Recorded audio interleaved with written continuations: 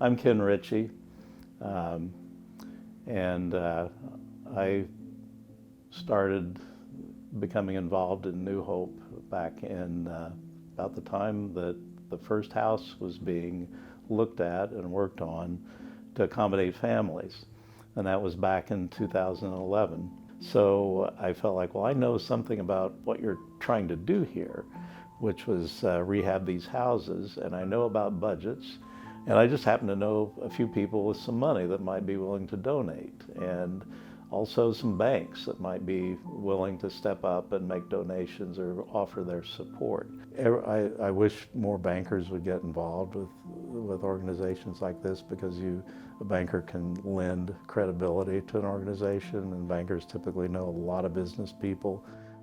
Um, so everyone seemed to have a unique talent that they brought in to it, and that they knew, and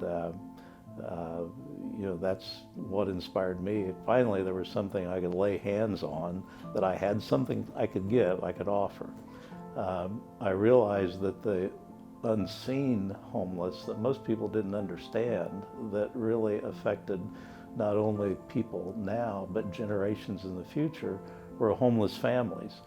And that really hit home with me. I have two daughters of my own, grown up of course now, but I could not imagine them being children and not having a home to live in.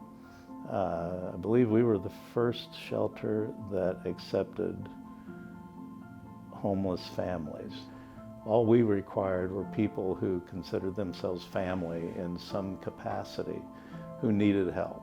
One of our families had two little girls, and they'd come running, and one of them would grab my leg and hug me, and I'd always been down, talked to them, and of course their mother she was usually trying to help cook in the kitchen, because the house was there and our office was in the back room and the kitchen was right there, and so that was, and when I walk in, you'd smell food cooking. I mean, it was a home, and these little girls were, I heard the story told, I didn't hear it directly, but asked their mother if they were living in a shelter.